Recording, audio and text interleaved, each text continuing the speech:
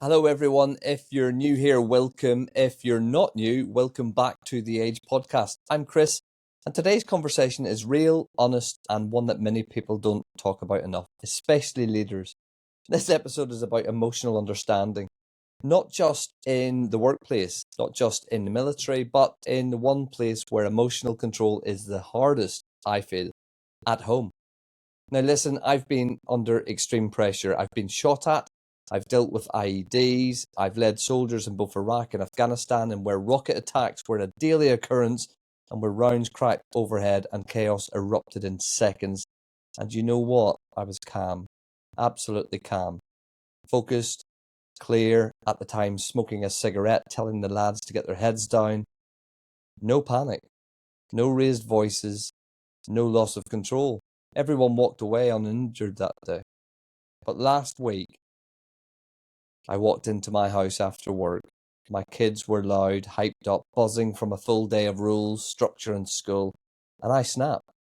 Not physically, not aggressive, but shouting.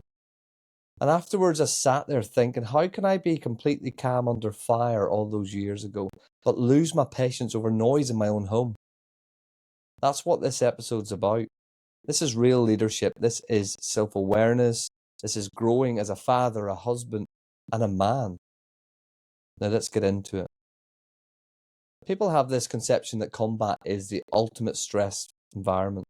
But here's the truth. Combat, it's structured chaos. Family life is unstructured chaos. There's a massive difference. In Iraq and Afghanistan, you know your role on operations. You trust your team. You've got standard operating procedures. There's a mission. There's a chain of command. Your training kicks in. You detach emotionally. Research backs this up. Under acute threat, the brain switches to automaticity, acting on trained behaviours. Leach 2016. At home, there's no drills, there's no SOPs, there's no section commander telling you to remain calm. There's no defined enemy.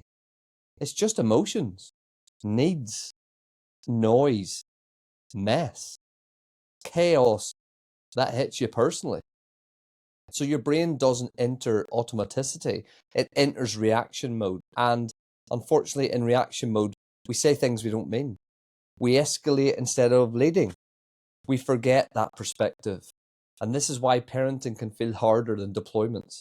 So let's talk about what actually happened. So I got home, there was a long day, brain still in operational mode, phone still buzzing, work thoughts still swirling through my head, and I walked in just wanting quiet. But what I got was kids being kids. Loud, excited, releasing their pressure of a full day of rules, and I snapped. Again, not physically, but I shouted.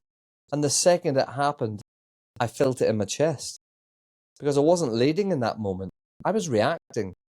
And that's not who I want to be, not as a father, not as a husband, and not as a leader. It wasn't the noise, it wasn't the behaviour, it was me. I hadn't transitioned from work mode to home mode. A lesson I thought I'd mastered years ago. This is the emotional centre of the episode here. When I was serving, my wife said to me, I just want you present. Not perfect, not performing, not problem solving, Chris, just present and in the moment. And the moment she said it to me, it stuck with me forever. Because presence isn't passive, it's leadership. Fast forward to a couple of months ago when I heard something that landed perfectly. Adi Harper from AH Coaching and Training.com said this one line in a talk. Walk in from work, phone down, be there for people. That hit me hard. It hit me like a hammer. I've been working hard on that though. I walk in now, phone down, reset, present. Since doing it, I feel a little bit calmer. Home feels calmer. I feel calmer. Leadership starts at home, and home leadership starts with presence. So let's talk parenting.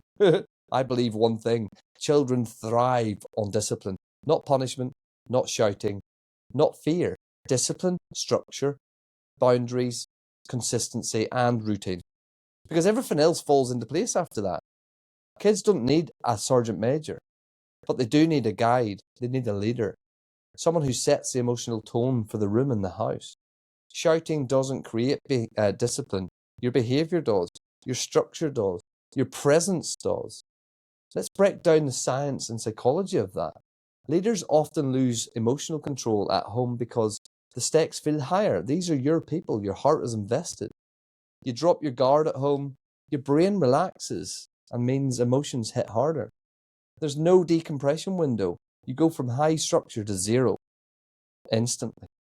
That shift for me was brutal. There's no mission clarity. Work gives you KPIs, SOPs, and direction. Family life is messy and unpredictable. And you feel emotionally safe, so you react emotionally. It's weird, but you snap where you feel safest. Knowing this, however, is powerful. It means the issue isn't your character, it's your transition. Here's what I've been working on. Real, practical, easy steps. The 5-minute reset. Sit in the car, breathe, detach from work. Phone down immediately. Presence isn't possible with distraction. Tactical breathing, 4 before breathing. Google it. Calms the nervous system. Lowering my voice intentionally. If I speak softer, they regulate softer. And understanding kids' behaviour. They're not being naughty. They're releasing just and learning in that way. And choosing response over reaction creates a better climate. Am I perfect? No. Am I improving? I'm trying to. I want to end this a personal message to my wife, my kids, my family, my closest friends. I'm learning. I'm trying.